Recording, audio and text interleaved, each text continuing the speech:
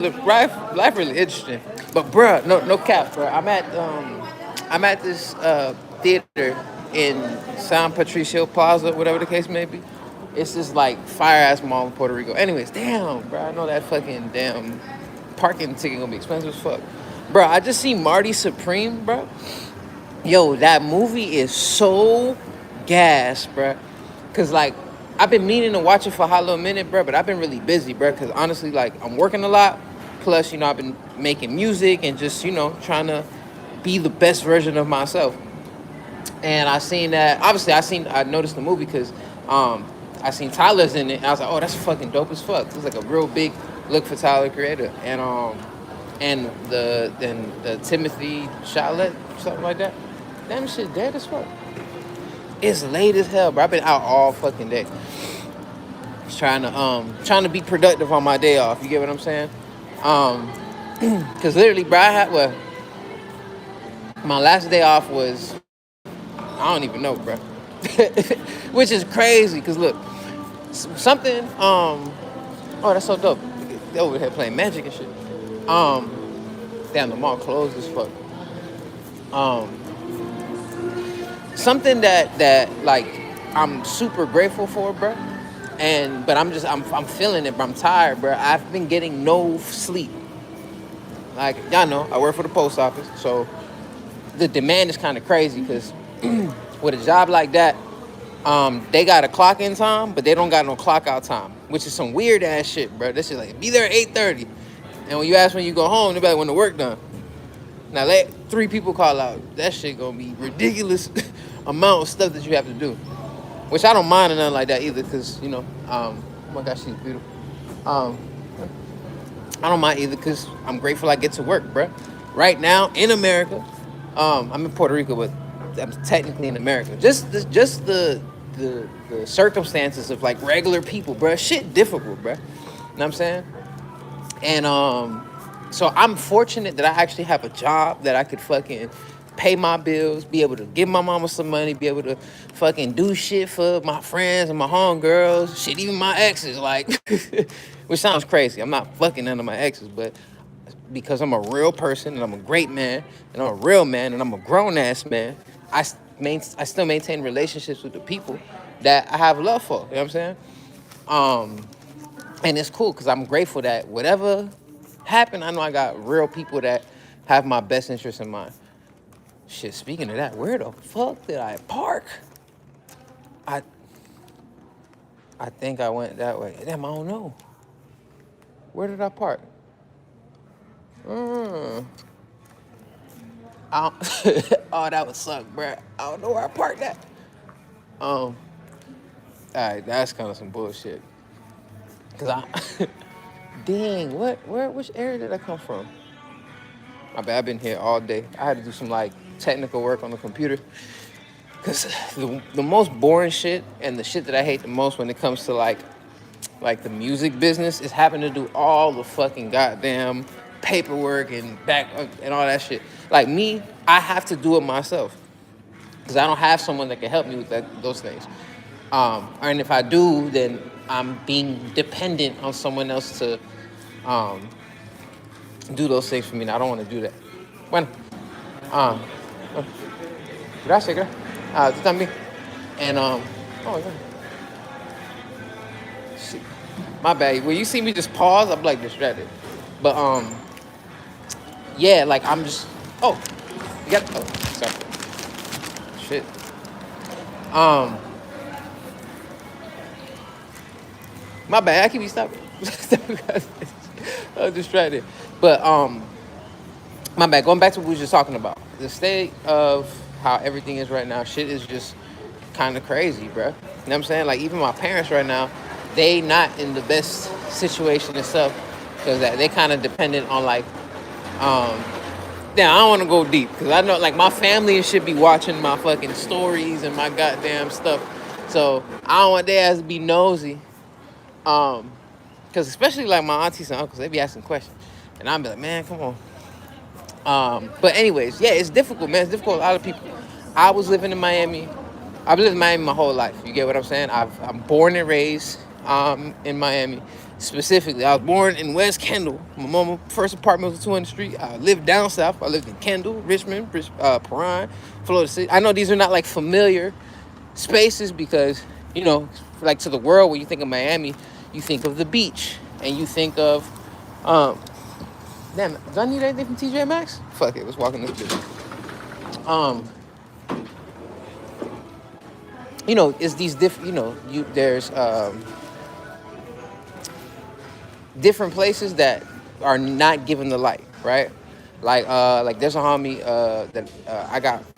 that I was introduced early to when I first started performing. Named Mundo Futuristic. He from Coconut Grove. He going crazy. You know what I'm saying? Every time I see him, he got stuff going on.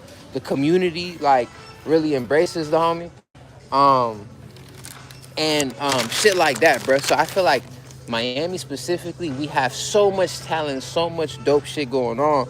And it is cool that, like, you know, because we live in Miami, and I'm sure California, New York has the same type of problems, not the word, but you get what I'm saying, like challenge, right? Where, god dang, there's so many people that are not from there, like outsiders, which is cool, right? Because I'm in Puerto Rico right now. I'm technically an outsider, even though I'm Puerto Rican. They look at me like, oh, this American. But there's a lot of people that come to the city to get money in the city, right? But there's people and local artists and people that were grown up there that we don't have those same luxuries, because when y'all pull up, y'all already have y'all situation and stuff going on, so y'all could make moves or whatever y'all need to make. We kind of get it out the mud. And since we're further down south, bruh, like I used to live in X1, right? So if I had to do a performance, right, I'm going to like the beach or Wynwood, because mostly, especially in the era where I was doing performances at, most people were doing performances in fucking Wynwood, the beach, not so much downtown. I don't think people really perform downtown. We don't have a lot of venues in Miami that actually do performances and showcases, right? You know, a lot of times, especially with like the club promoters, they just, you know, do parties and stuff like that, or like strip clubs and shit. I was the boom bap guy in the strip club talking about black consciousness. They're like, who the fuck is this Puerto Rican talking about black consciousness? And he rapping on stage next to the pole. We need Cherry up there right now. But anyways, I say all this to say, on sale. Hold on, what size is this? Not too big. I say all this to say that we don't have like a solid, like I seen Denzel Curry perform one time, and I remember he had mentioned on stage like we don't really have venues like that. And I thought about it, I'm like, damn, we don't. I mean, we do, but like the thing is, our cost of living is so bad that, you know, again, right? Like, for instance, especially because it's funny when I talk to other people from different places, when it comes to like performing and stuff like that, you don't hear people paying to perform, right? I mean, it is a real thing, right? Especially for some big shit. Like if a motherfucker tell me, hey, you want to open up for Method Man, and you guys sell this amount of tickets, or you could just pay this and then you could sell the tickets and flip it yourself. Like that's what I did with Talib Kweli in the end of 2018. I had opened up for Talib Kweli. And I gotta get the what I want. This is my, every time I drop a project, I get me like a little piece of jewelry, but not nothing crazy because I'm not buying no fucking expensive. You got me fucked up. Some light. Well, yeah, I had opened up for Talib Kweli, and my boy Chino, he was one of my producers. Dude, now he does stand-up comedy, but he's like freaking phenomenal. And, permiso, I'm sorry, ¿cómo está? Todo bien. Bien. ¿Puedo comprar? Damn, I don't even know what I want now. Espérate. Let me ask, ¿qué tú crees mejor? Do you think, the earrings, or, nah, no sé si quiero el brazalete, I think. ¿Puedo coger los sortilla, ¿verdad? Sí. Pantalla, there we go. Este las digo. ¿Tú crees? Este sí. Huh? What do you want? This one. Okay. Oh, okay. This one. Or this one. No, pero eso no es de mujer. ¿Sí? No. I want these. My bad, y'all. Or I don't know. Y también, ¿cuánto, ¿cuánto es eso? Que está aquí, sí. Yeah. 99. ¿Puedo ver like, how big it is? Yeah. Hold on a second. Oh, this is nice. Wait, I wonder if it'll be small? No es tan grande. No, ¿verdad? ¿Tú crees esto mejor que eso o tú crees que eso se va a pegar? Yo siempre prefiero las cadenas. Yo también. Las cadenas o los bracelets. Los bracelets. Yo creo este se ve mejor. ¿Me puedo ver cómo se ve? Oh. My bad, y'all. Give me a second. Oh.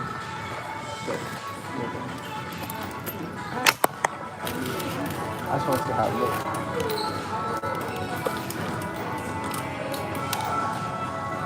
¿Cómo? Así.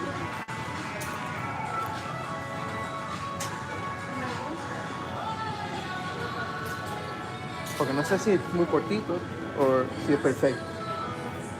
Yo pienso que está bien. ¿Tú crees que está bien? Yo pienso que sí.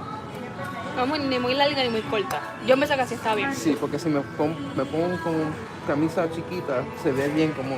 Como una camisilla, algo así. Sí, sí, sí. Ah, ok, me vendiste. Yeah, cool. You want something else? No, porque puedes gastar mucho chavo y yo estoy tratando de guardar. Eso no. Está bien especial. Sí, pero... Ok. No. Unless porque I really want it, pero esto me gusta, o sea, yo creo que estoy bien con esto. Lo tengo que limpiar. Es el mismo size, ¿verdad? Esta. Sí. Sí, todas corren lo mismo. Todas corren el mismo size. Ok, so just dame ese, es perfecto. Ay, gracias. I'm excited. ¿Solamente te llevas esto? Sí. ¿Por qué me estás tratando de vender? No, Ese es mi trabajo. I feel you. Está bien. Eso cuando vengo aquí voy solo a ti what's it called, para comprar. Claro. ¿Para aquí sería efectivo o tarjeta, mamá? Tarjeta, por favor.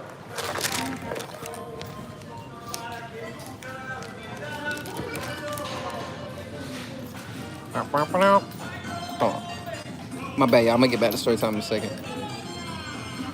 I don't even know where my car is at, brother.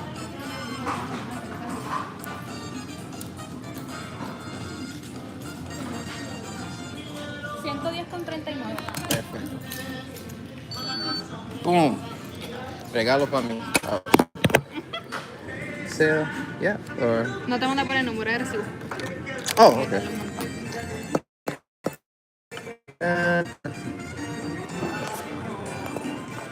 ¿Quieres una bolsita o te lo llevas así con el recibo? Ya, así, yo lo pongo... Porque tiene... Oh, yeah, porque está en el box ya.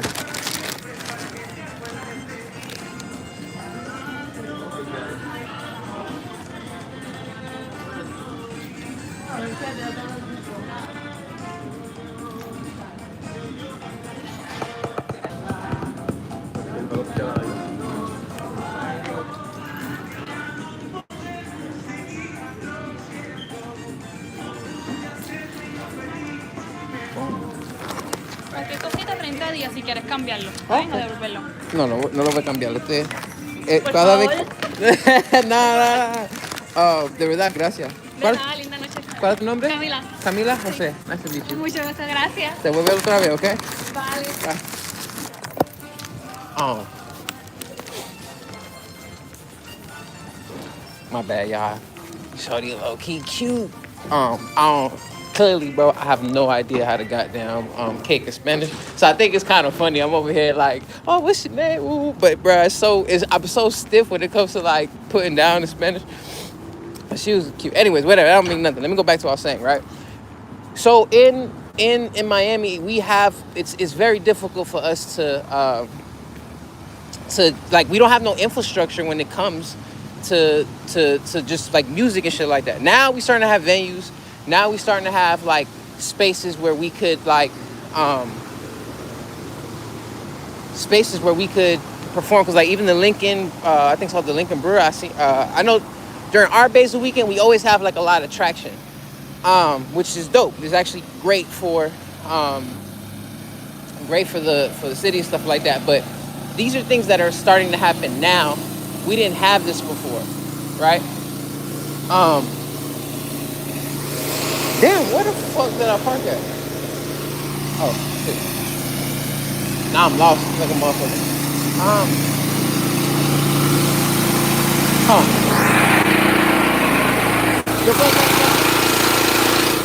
¿Dónde está Burlington? My bad. ¿Dónde está Burlington? El Burlington. Está allá, ¿verdad? Okay, perfecto. My bad, y'all. Yeah, my bad. I'm over here trying to goddamn. This mall big as fuck. It's like, all right, so San Patricia Mall over here, this is like the bougie ass mall.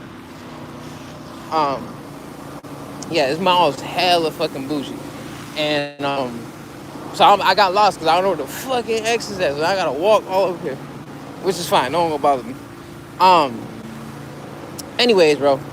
So, so yeah, like we have a lot of outsider people come to Miami, and then and it's not like how would they know, bro? Like what's actually going on? Because they wouldn't know. They're not from there. You get what I'm saying? But it just keeps us as a local artist. It keeps us disadvantaged, right? Because like for instance, if I'm performing in some little fucking hole in, oh yeah, we used to have this place called Mystic Joint. Mystic Joint was gas. It was right by Lorca. They used to have like open mic nights all the time, and everyone down south would go perform there. That shit was gas. I don't even remember what year they was doing that shit at. Anyways, it don't matter. So yeah, so like, and then of course we have like legacy artists from Miami that like they earn they spot to get paid for the performances and put people and just do their thing. You get what I'm saying? Like obviously you got like the Iceberg. I'm biased. I fuck with Iceberg. Iceberg was popping when I was in high school. And I remember it was crazy. I remember we was in a house party in Colonial, right? Me and the homie, we used to take my mama van. It's some funny shit, right? Cause like when I was younger, and I even bring Kendrick up again, but it's actually funny and it's the truth. Cause like I used to drive a purple fucking van, not like the same, not the same color as Kendrick one, but mine was like blue, and I used to drive a fucking purple ass van everywhere because it was my mama van, and me and the homies we would take the middle seat out and all be in that bitch. So when we would go to house parties and shit, we'd all ride in my mama van. Anyways, we was in a house party in Colonial. I think I had just graduated high school, so I just turned 18, right? And I really remember seeing Iceberg, and we were like, what the fuck? Iceberg at a party? Because, I didn't understand, like as a kid, to me, hip-hop is hip-hop, right? So, like, it don't matter. But I didn't realize the different levels and the sections and, like, how, even regionally, right? Like, you have artists that are international that they could, like Snoop Dogg could be recognized anywhere, right? But, like, if I go to Wyoming and shit and talk about Iceberg Live, not to say that he don't got fans or nothing, I'm not saying that, right? And I feel like every city has, like, the icon, like those iconic people that they champion, but they might not be known to the world as of yet. So anyways, bro, I'm 18. We fresh out of, high school, just finished. We at this random ass party, and who the fuck do I see? Oh, this ain't my car. Oh, my car. I ain't parked this far. Oh, it's right here. Oh yeah, there we go. My bad. I remember seeing Iceberg, and I'm like, yo, that's so gas, bro. I'm like, it's so gas. Iceberg's right. And it was cool because he looked comfortable, like nobody was fucking with him or nothing like that. And like, we jits at the time. You get what I'm saying? So like, it ain't like everyone was like running up to Iceberg on some shit, like on some fan shit. Since we kids, we just, he probably knew the people he knew or whatever, and we gave him his space. Like we actually gave him his space to. And I'm saying we, like it was our, like it's just like everyone that was there was like, oh, that's dope as fuck. That's Iceberg, and they just let him be. You know what I'm saying? Like he has that respect in the city. And but yeah, so we got those. There's a lot of them like that. You get what I'm saying? My generation, honestly, I know I can't speak for no one else but me. I dropped the ball, right? I dropped the ball when things had the opportunity to push momentum forward. I got distracted, even though the things that I thought were distracting me, I thought were important at the time. Hold on, let me show y'all this goddamn This is the mall I was talking about. But the things that I was doing when I first started popping out and like performing, I fucked up the whole thing, right? Because like, all right, just the timeline wise, right? My first album that I released on like the DSPs was Free Jewels. I consider that my first tape. Um, I don't want to say an album. I guess I just consider it a tape because it's not like I'm fucking on. This is the first studio album. This is just the fucking tape. Um, Amazing. But I dropped that on January 1st of 2019. Things started picking up momentum. I started performing a lot more. I realized like, oh, there's something happening here every day. And at the time, I was fortunate because I had a job that I was working 7 a.m. to 2 o'clock and I'll be free the rest of the time. So what am I doing in that free time? Fuck that. I'm finna go perform any other day if there's gigs or whatever. Like my homegirl Stephanie St. Calm, shout out to her. That's my motherfucking dog. I got nothing but love and respect for her to the utmost high, right? She's the one who she's not the person that gave my first like gig like that, like a background extra gig, because that's really my best friend Shireen. But anyways, whatever. She put me on game. She's like, hey, you want to go to a video shoot? I said, yeah, let's go. That's gas. So we pull up and I'm chilling. And next thing you know, we walk into this. When I think video shoot, I think of like local artist shit, right? I think of like, the homie got the camera. We about to pull up to some block somewhere and just, just whatever what normal local rappers do, right? So we pull up to this like club venue type thing, right? And I'm seeing like the professional cameras and shit with the motherfucker got the shit on his shoulder with the big ass cords. And I'm like, what the fuck is this? And I'm like, yo, Steph, like, what is this? I didn't even ask her. I was just excited. What video shoot? Yeah, jump in the car, let's go. She's like, oh no, this is for Love and Hip Hop. And I'm like, word? We gonna be on TV? That's crazy. How does this work? So I became a big ass kid in that space, and I'm like, because I'm seeing everything that's going on. I'm seeing the light, the cameraman. I'm asking him questions like, oh, why I got these cords right here? Where does it go to? And then I had an understanding, like even with reality TV, it's kind of funny because I can't speak for any other of the other reality TV things. I can only speak from my experiences being in the background and like the Love and Hip Hop setting, right? They let them just be free. Like I do think that everything, like it's real and it's not real at the same time. I think the dialogue, the emotions, and the relationships, that part played kind of real, right? Someone didn't fuck with each other. I think they didn't fuck with each other because before they're rolling camera, they got security set up in certain places knowing that like, oh, shit could go left or whatever. So I'm like, oh, so it is real. But so in the back end, the environment is what's staged, right? Like it's a controlled environment because it's not like they in the club that's a club that's regular as popping. No, they in a controlled space. Everyone around is extras, but the people communicating and talking and all that shit like that is real, right? And I wasn't even too familiar with the reality TV space, so a lot of people that I ended up like learning who they are, whatever the case may be, was through there. And it's the same thing with the music videos. In Miami, there's an abundance of reggaeton music videos playing all the time. And I promise you, yes, I know I'm Latin, I'm Puerto Rican, you feel me? But I don't know none of that shit because I didn't grow up on that music. I don't bump reggaeton music. That's why even here, it's kind of a weird transition because like I don't see people listening to hip hop. Like I got a homie at work that he's from Virginia, which is funny, right? Random as fuck. Like I'm saying, the brother was like, they was telling me you rap. I was like, yeah. He's like, bro, I got woo, like he got equipment and all this type of stuff. So he showed me his stuff. And I'm just like, and he's actually like a producer. Like this man is playing keys on a fucking, like he's showing me what he's doing. And I'm just sitting there dumbfounded because like, I know I produce my music. From a beat maker's perspective, I'm a rookie. Like I'm not gonna sit here and act like, yeah, I could make the best beats and like nah, I can make the best beats for me because I like what I like and I make what I make for me.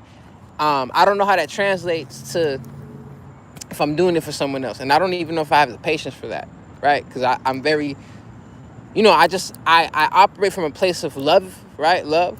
So when I love something, I don't care about how anyone else thinks about it because I love this. You know what I'm saying? That's why I'm not big when it comes to music reviews, right? Like Like you're paying somebody so you to play a song that you put your blood, heart, sweat, and tears to, and motherfuckers just shit on it because it's content. That's crazy to me. I hate music. I do not do like music reviews. I do appreciate like people that, and it depends, right? Because if someone's real and someone's constructive and I respect that person, hell, I ain't even going. You know what I'm saying? Like if it was if I had the chance to do the FYI, I'm tripping. My bad. I'm a little tired. But the show that DJ Head has, right? That's like, oh, I'm gonna hold your fucking words to the most extreme. Why? Because I respect your opinion. You know what I'm saying? The person he comes up as a real person. But like, there's a bunch of like YouTube, like a lot of people just look at these different things as licks, right? And that's the problem. That's the problem with what's going on right now. Everyone kind of looks at this as a hustle. Granted, I'm definitely not saying that you shouldn't get your coins and you should get what you deserve. If you put in work, if you got accolades, if you fucking got, yes, bro, you get yours, bro. Get yours. You deserve that. You get what I'm saying? By all means. But at the same time, we also have to understand that people are going through real life. You know what I'm saying? Like the last time I had a performance, bro, my boy got locked up. I'm on the bus, bro. I got off of work. I had my work clothes in my book bag. I put my shit in my book bag, changed. I changed at the job, jumped on the bus, took my ass to fucking, what was it? It was like on 137th and fucking, I don't know. It was by Miami-Dade Kendall campus. That was a showcase that Docious had performed at, which was fire because it was like the same day as like not the TDE Christmas that just passed, but the one from beforehand. So I was like, oh, this is a dope ass correlation. But anyways, I'm saying that, and as I'm on my way there, I find out that my dog got locked up, and I'm like, what the fuck? And bruh, I'm not gonna lie. Me and my day one homies, we've known each other since I was probably 13 when I met them, and they was probably like, 11, 10. So we know each other since we was kids, right? Even though we lived in Paran, right? We lived in South Point Apartments, right on 107. And we weren't like goons or nothing like that. We wasn't bad kids. And as a matter of fact, like the bad kids, they would pull up to where we at, because our fucking apartment complex, like the way it was set up, it's kind of weird now I think about it now. It's a bunch of like apartments, right? But there's only 2 floors. And it's almost set, like, imagine a big ass rectangle, and all the apartments are in the perimeter of the rectangle, right? Like a gated apartment, and then the apartments are in the perimeter of the rectangle. So in the middle of the fucking apartment complex, it's a big ass field. So we used to play football every fucking day until they built the basketball court. Once the basketball court was built, that shit dead, bro. We not playing football no more. Ain't no one trying to get tackled. I'm trying to shoot this 3-point shot. But people will pull up and like, it's ill. Like South Point is, that really molded me. I would not have met my day one, anything like that. I know I kind of went on a tangent or kind of went left on the point, but I had brought this up to say that like me and my friends were never on no bullshit. You get what I'm saying? We just good ass kids. We love hip hop. You know what I'm saying? We rap, play sports, fucking video games, Yu-Gi-Oh. We did. All right, so I did. The only time I ever did some like bad shit, we used to put, there's a Toys R Us on US 1. It's literally across the street from Alorica. It was the car center I used to work at.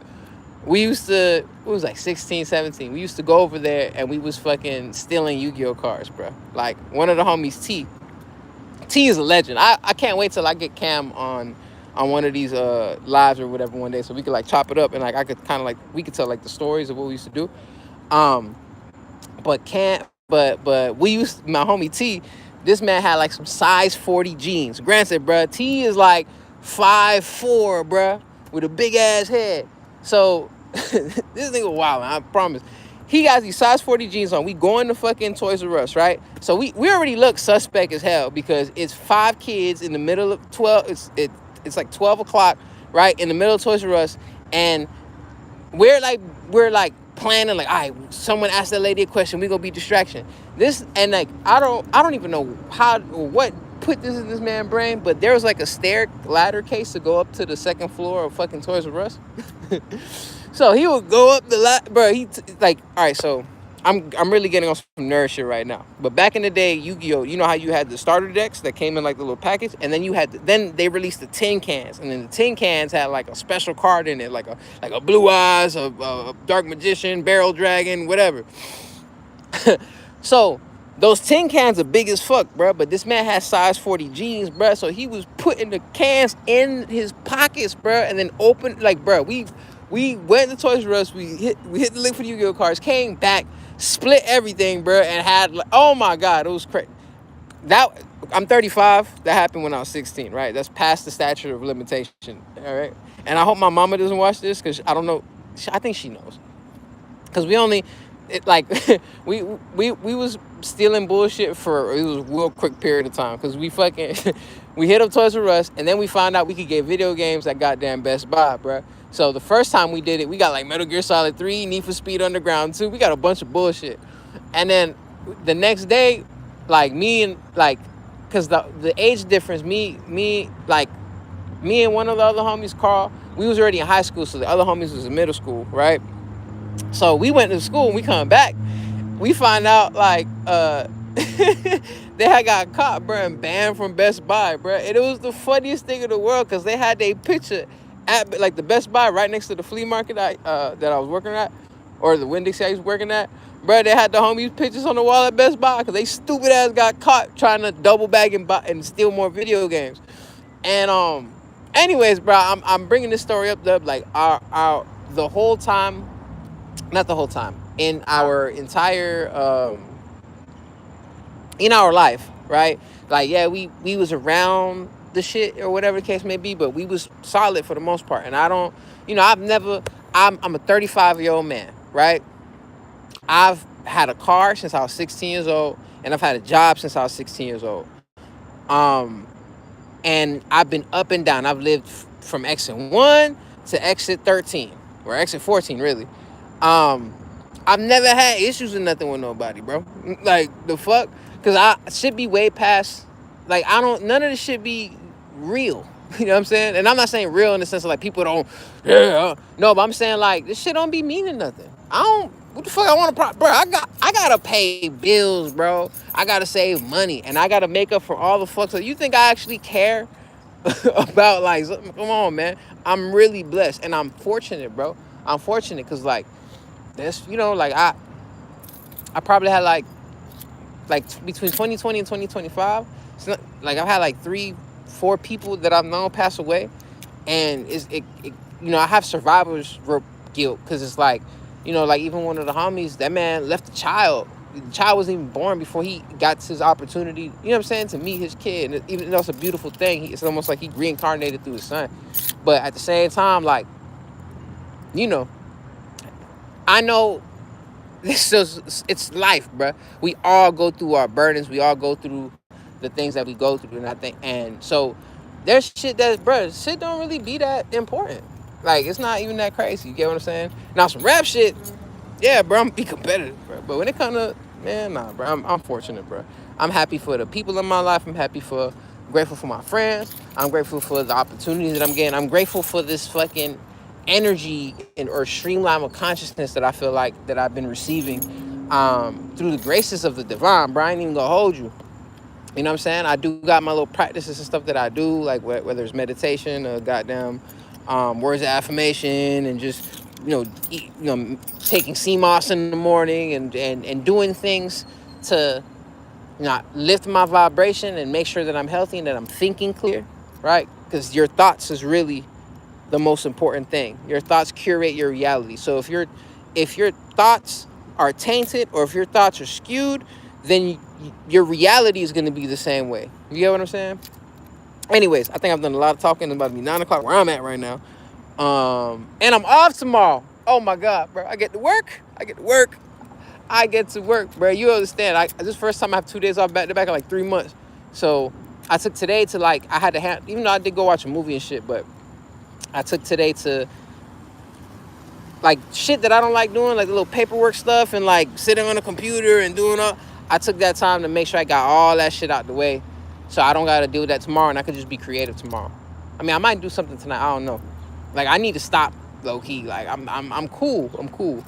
I'm grateful. The album's out. Shit is blessing.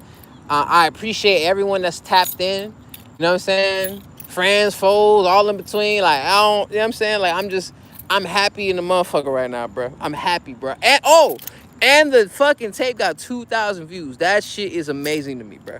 I know people, it might not sound crazy or whatever, but to me, to have 2,000 views in 12 days, that means 2,000 people listen to it. And the watch time is actually higher than I expect, because you have a 30-minute video, but the watch time is like 5-6 minutes. I don't know what it is now. You know, it might be low. I don't know.